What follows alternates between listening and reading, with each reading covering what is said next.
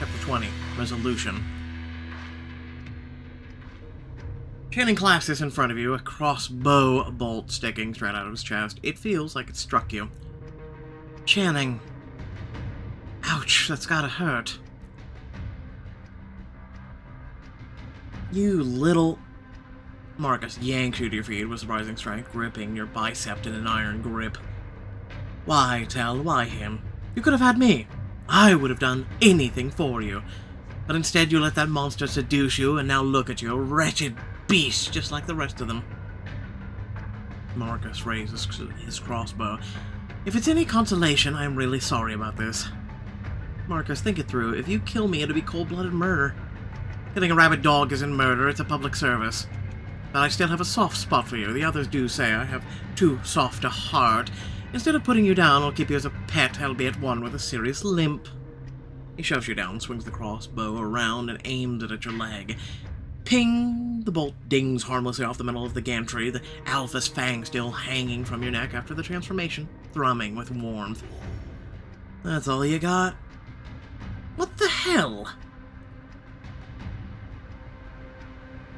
Furious and bewildered, Marcus reloads the crossbow and aims again. By this time, you've gotten to your feet, and a little fear leaks through his expression. Marcus, go to hell, you lying son of a... That's what I loved about you, Tal. You always go down fighting. Now take a deep breath, this might hurt a little. As his finger begins to pull the trigger, you close your eyes, anticipating the pain, when... The window behind him explodes in a shower of glass as another werewolf leaps on the landing. What the? A chorus of howls mingle with Kala's as a victorious pack charges up the stairs, fury in their gleaming eyes. Back off, Tal. That's our girl. We'll rip you, limb from limb. The wolves are circling. Marcus lets out a pathetic bleat of fear, all bravado forgotten. With a fierce roar, Kala lashes out, slamming her claws into his body. Blood spurts from his chest, and he drops to his knees. Kala.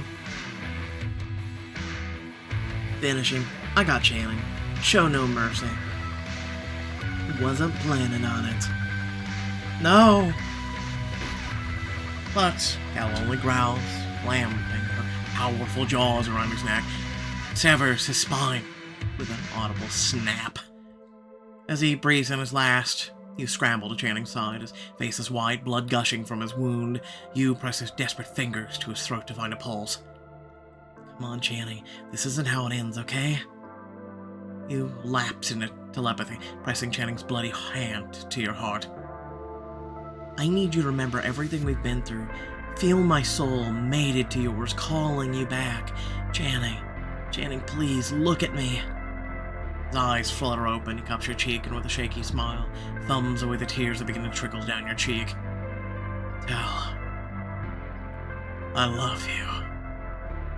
I'm so proud of you. You're going to be a great alpha. Channing, don't you dare. It's okay, I need to close my eyes for a minute.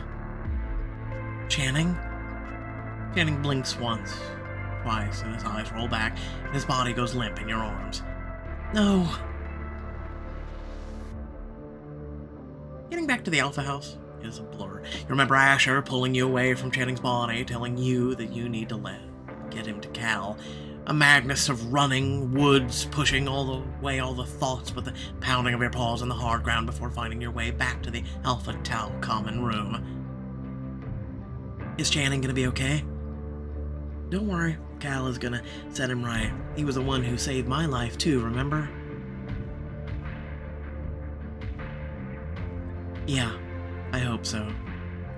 You wait in agonizing terror as Cal attends to Channing, but all you can see is Channing's pained face, the blood pooling around him, the faintness of his voice. Cal, I love you. So very different from the way he sounds now as he crosses the threshold of the room, still battered, but with an undeniable strength in his voice. Hey, Tal. Channing. I'll help him. You rush over to Channing and take his hand in yours. Are you good to walk? Do you need to lean on me? Cal, I'm okay. I'm really okay. Cal's a miracle worker. Good to see you, boss. Awesome shiner. You look good in black and blue. Alright. Then give a speech congratulating everyone on the job they did tonight, but I'm ready to knock out it for an entire week. That sounds amazing. Let me join you. Channing moves towards the stairs, but winces as he takes the first step holding onto the railing. Ugh.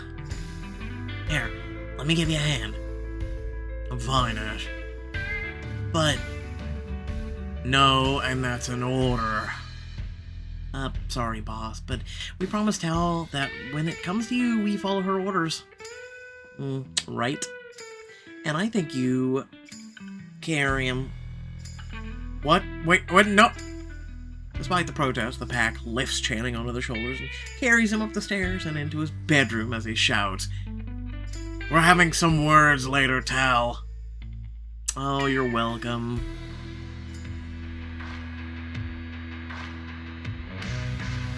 After the longest sleep of your life, you wake up to find yourself curled up in Channing's arms, his warm golden eyes gazing down on you.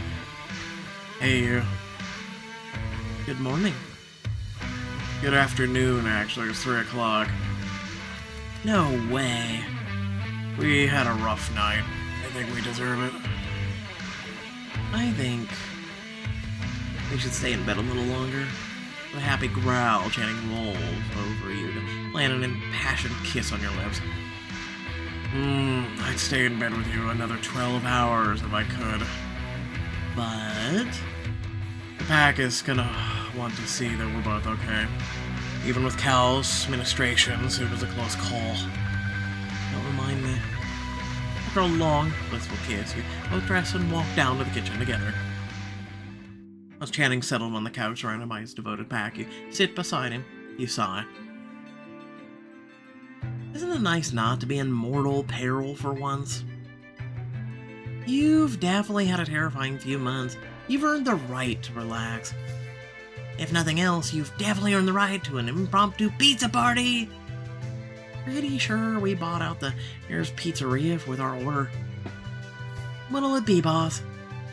After the whole nearly dying thing, I could go for some pepperoni. Coming right up. Tal, what can I get you? No, you sit, Samira. I got it.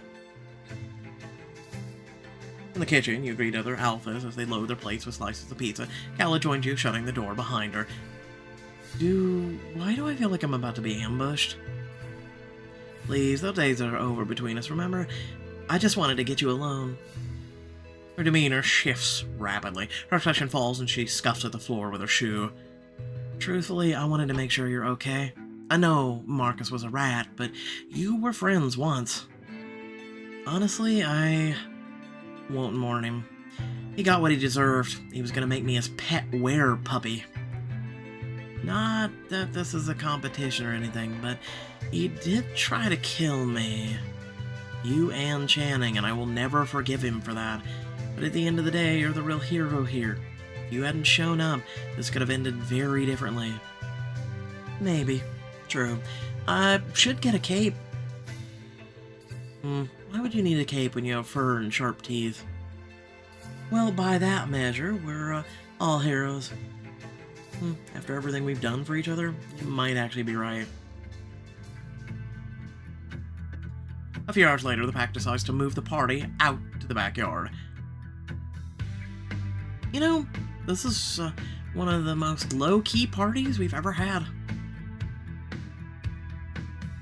We need to have a blowout in the woods, just like the old times, you know? Before we were running from hunters and fighting for our lives. What's stopping us?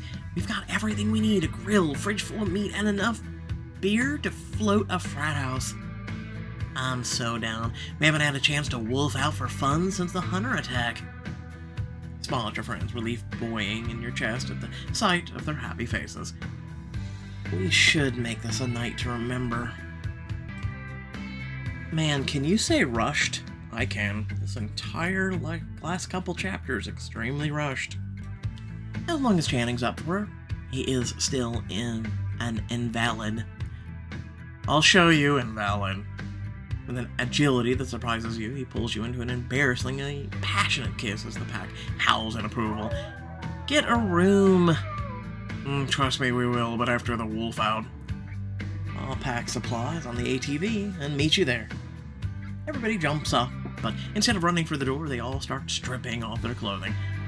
Oh, we're doing the naked thing again. I know you love the dramatic flair of busting through your clothes, but it gets expensive after a while. You strip down quickly, transform, reveling in the rush of adrenaline as you shed your human body for the power of the wolf. Outside, you throw back your head and join the pack in an exuberant howl. Alpha Tau forever. Let's go. You leap joyfully in the night with your pack as the scents and sounds of the forest flood your senses. The trees seem to glow with an ancient power as you run through them, while the chirp of the crickets, hooting of howls, and a bunch of leaves beneath your paws blend together in a beautiful night song. This feels amazing. Isn't it though? Come on. I'll race you to the river.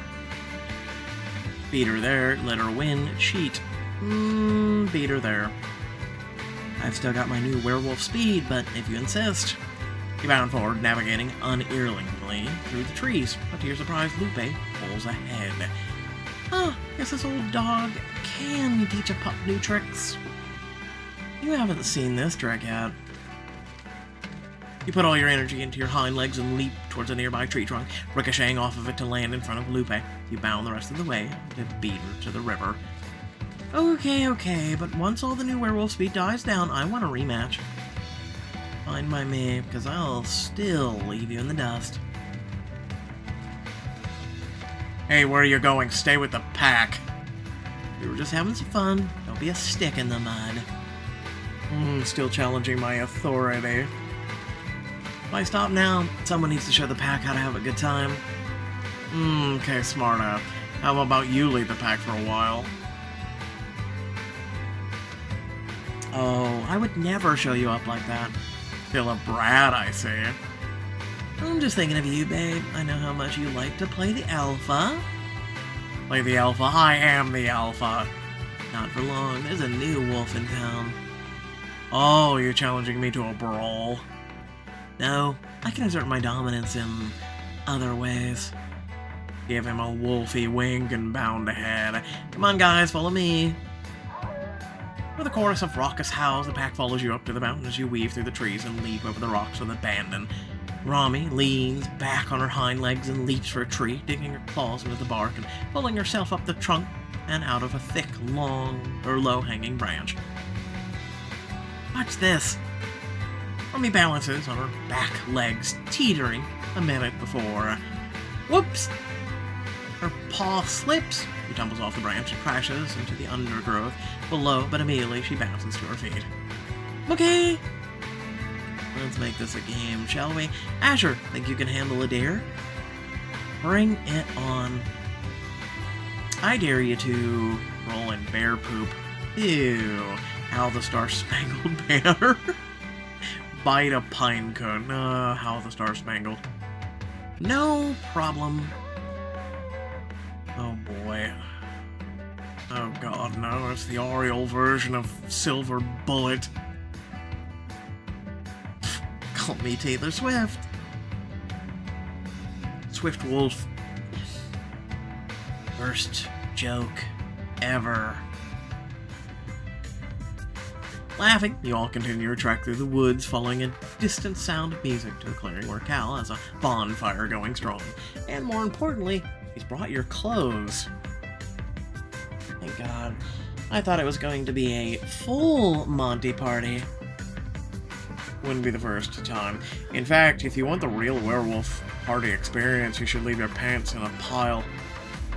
No thanks. Wolfing out in the woods is one thing, but sitting bare-assed on a pine cone is not the kind of fun I was hoping for tonight. You transform back into your human body and start rifling through the jumble of mounds of jeans and shirts and shorts. I'm gonna look for Channing's clothes.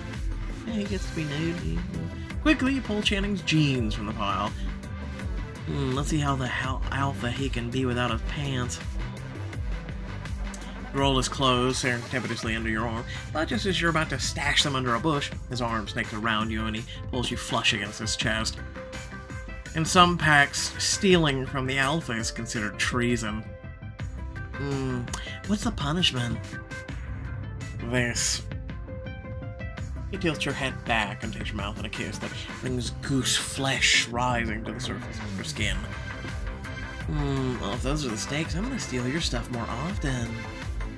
Next time I won't be so lenient. I'm counting on it. After you both dress, you grab some beers and walk hand in hand through the wild celebration. Your heart sings to see Asher pulling Cal into a dance. But I gotta man the grill. Dave can handle it for a while. Come on! At the edge of the clearing, a group competes for who can howl the loudest while still in human form.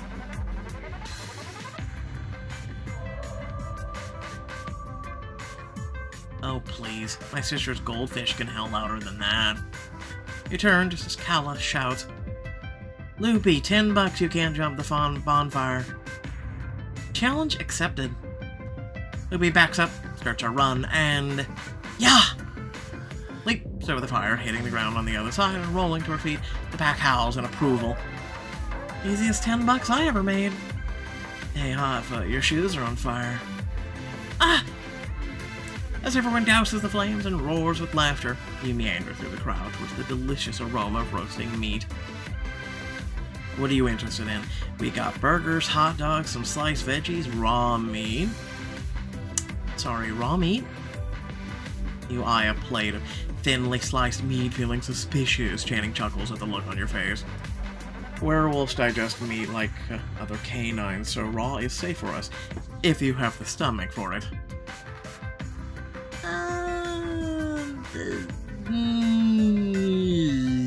I'll give it a try.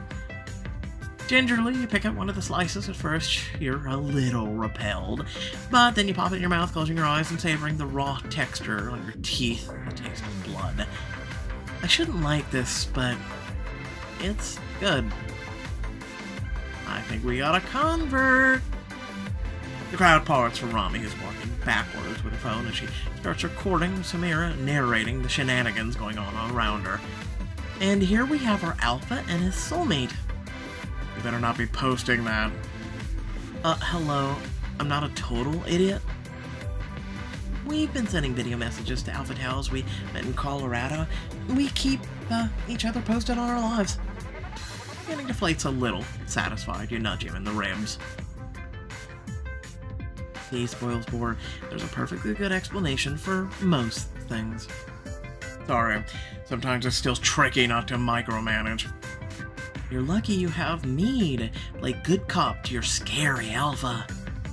With a feral grin, he takes your hand and grazes his teeth against your knuckles. I'm lucky for a lot more than that. The heat in his eyes makes you feel butterflies, but now's not the time to indulge in him. Down, boy, we've still got a lot of party ahead of us.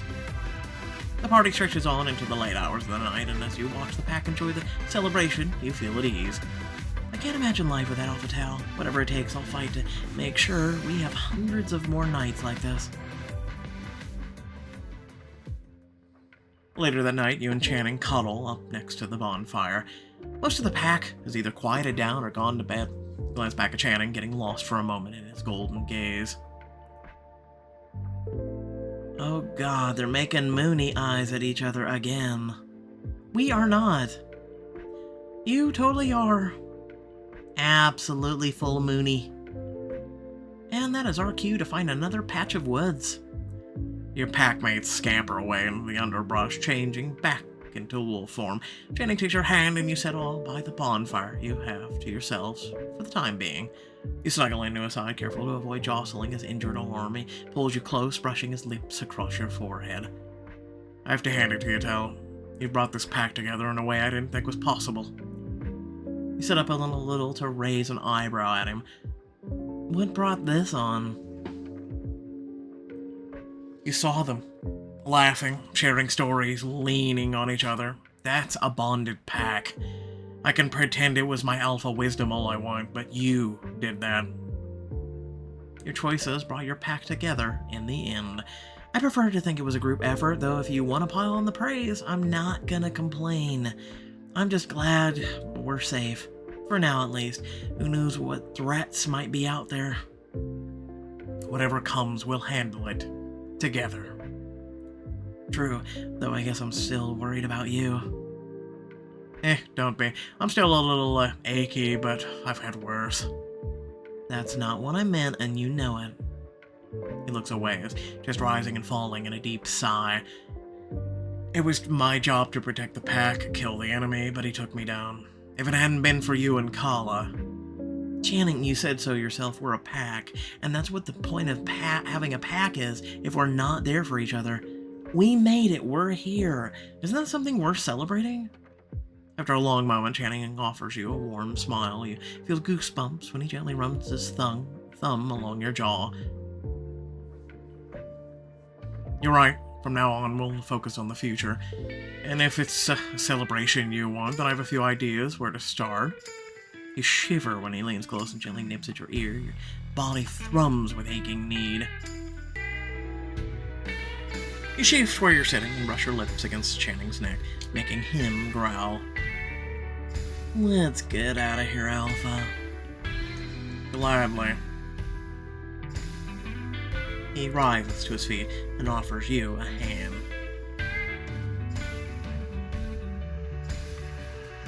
Follow me. This is a very special place. You follow Channing through the woods before emerging into a clearing that feels oddly familiar. I've seen this place before. The night after we met, I dreamt about you here. Channing smiles with a wry and knowing glint in his eyes. If tonight goes anything like my dream, then I'll be a happy girl. Channing lets go of your hand and saunters across the clearing, shedding his clothing as he goes. Well, come and get me. You nearly shred your clothes in your haste to take them off, across the clearing to his waiting arms. Your bodies collide, your lips meet for a fervent kiss. Channing's hands roam down your back and gasp when he squeezes your ass. Two can play this game. I'll tease his chest. With some effort, you slide your hands between the two of your bodies and let your hands roam over his chest. You gently knead his impressive pecs, fingertips teasing his peaked nipples. He groans. Those fingers of yours will be the death of me. We haven't even scratched the surface of what they can do. Your light, teasing tone makes his chest rumble with a growl. He grabs you by the shoulders and pushes you back. I'm not giving you the upper hand that easy. When have you ever done that?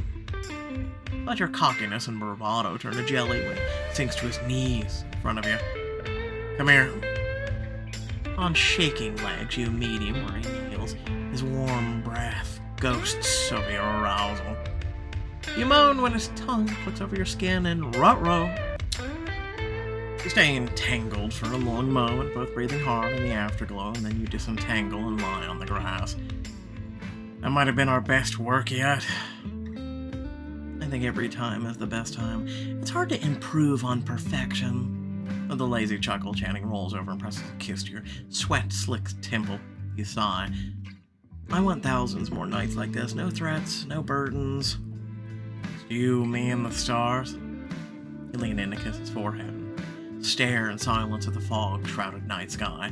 Through the haze, you manage to catch a glimpse of a shooting star as it streaks across the heavens. Look at that. In werewolf culture, shooting stars are an omen of love and prosperity. In human culture, they mean you should make a wish. And I wish for Pac to stay safe always. I recognize that's kind of a tall order, but nothing's wrong with aiming high. You tilt your head to gaze at his striking profile. Your soulmate, your alpha. I never knew being in love could make me feel so complete. You hold each other for a long time after that. Nothing but you, him, and the stars. You both drift off to sleep for a few hours before waking up covered in dew. Let's go back to my bed, yeah? Sounds cozy. You're quiet. Something on your mind? I was just thinking, now that we're officially soulmates, if that'll lead to the next step, maybe a drawer in your dresser? Maybe a spot for my toothbrush on the sink? You realize your room is across the hall, right? Well, I'm serious about us. I know we're soulmates, but still, I want to know that we're moving forward. I'm not even sure what relationship milestones look like for werewolves. When you reach like 50 years together and you're still howling and hunting deer together, you know? Well, we're in this together. If you ever have any questions, you could always ask me. You lie back on the bed, thinking carefully about your first question. Channing, when did you know we were bonded and how? Complicated question. I could try telling you, but maybe it'll be easier if I just show you. How? Some kind of telepathic, mystical werewolf soul bond hocus pocus? Of course. Our telepathic connection is much deeper because of the link between our souls. I could show you exactly how and when and why I fell in love with you. Like werewolf show and tell. More like show and show. Small details. Okay, what do you want to see first? I want to know how you felt the time when I disobeyed you. Which time? There were quite a few. Touché. How about the time I got attacked during the night hunt? I invited other frats to the house. We know how I felt about that. How about the attack during the night? Are you sure you want to see that? I was pretty mad at you. Definitely. Nothing makes me hotter than watching you get all shouty. Well, in that case, close your eyes. As you follow his instructions, he takes your hand. You feel the familiar touch of his mind to yours, like a beloved extension of yourself. And then, you're Channing. A side of her, there in the dark woods, scuffed up, defiant, fills you with fury, but still you're mesmerized by how magnificently unafraid she is, and how much you want her. Stop it, Channing, the little idiot. You almost got herself killed. I need to be angry, not imagining her in my bed. Enough, I'm taking you back to the house. But the hunt is over. Everyone else has already gone home. Anger and fear war inside you as you walked back to the house. You resist the urge to turn around, press her against a tree, demand that she obey you because you can't stand the idea of her getting hurt. No, I have to keep her at arm's length. I can't seem like I care about her more than the rest of the pack. You blink, your eyes open, and find Channing smirking, though in the quirk of his lips, you see a hint of ruefulness. Wow, I really did drive you crazy. Yep, but every time you defied me, all I wanted to do was this. His hand slides up your cheek, a soft caress at first that builds as he pulls you down into a fierce kiss. With a laugh, you push him away. Save it for later. Right now, I want to see more. Like the time I came to the Wolf Brawl, insisted you come to movie night.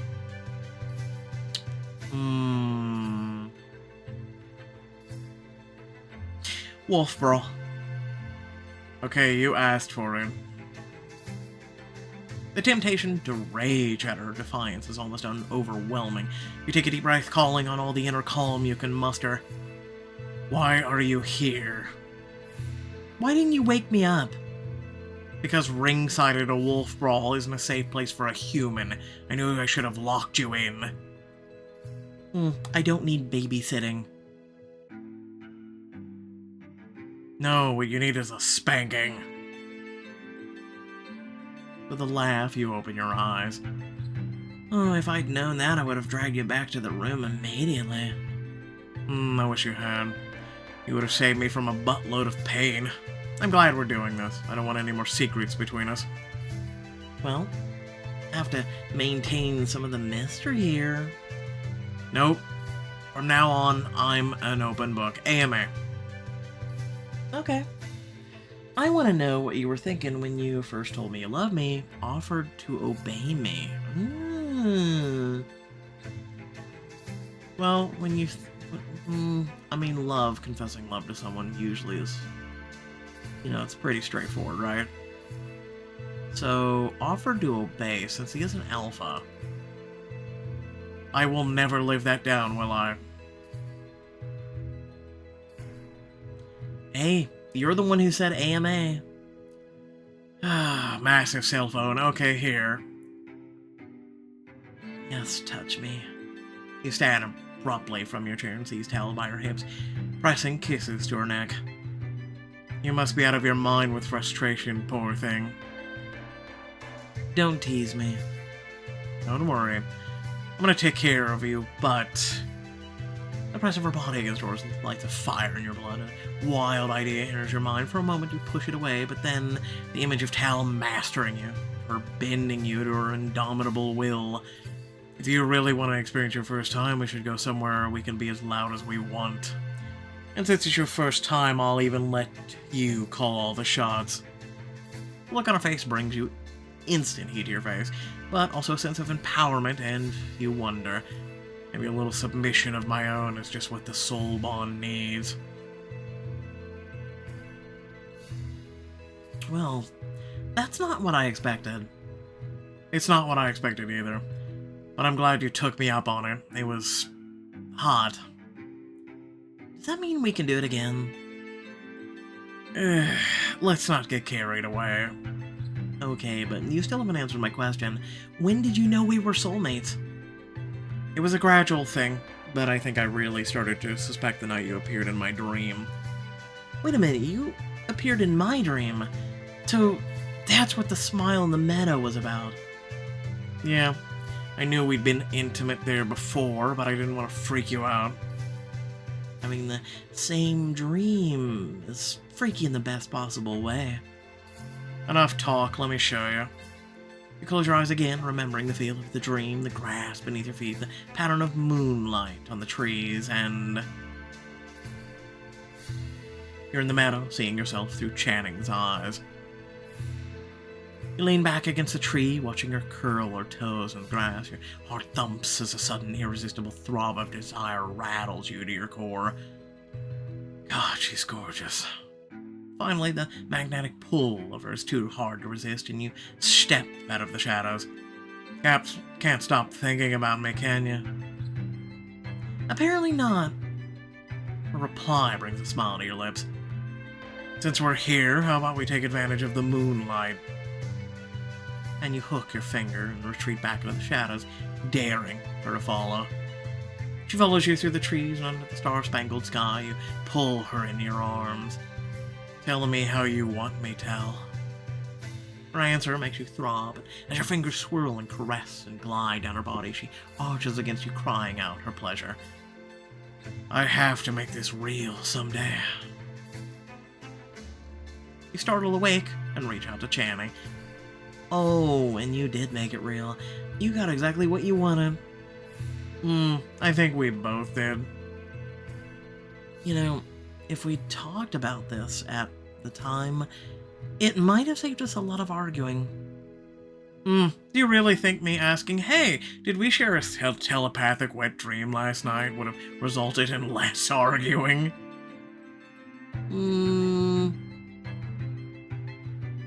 It might have. We wouldn't have been able to deny our connection. I don't know if it would have made things easier, but it would have brought everything out in the open from the start. I'm still surprised I figured out opening up now.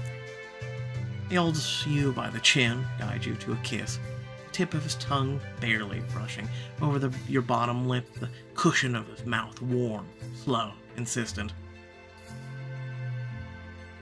It takes a long moment, crystallizing time for him to draw back and continue speaking, sliding his hand to your cheek so that your face rests in his palm as he murmurs to you. Besides, I wasn't ready then. Indulging my feelings was a luxury I couldn't afford when I had the pact to think of. What changed? You changed me. You made me see I can be an alpha and still follow my heart. You made me see that I am stronger when I'm with you. His voice, full of tenderness and a sense of wonder, leaves you speechless. You feel almost overwhelmed by emotion. He pulls you against the warmth of his chest, and as you nestle down and drift into a deep sleep, you realize, this is where I was always meant to be. This is home. In a hidden office across the country.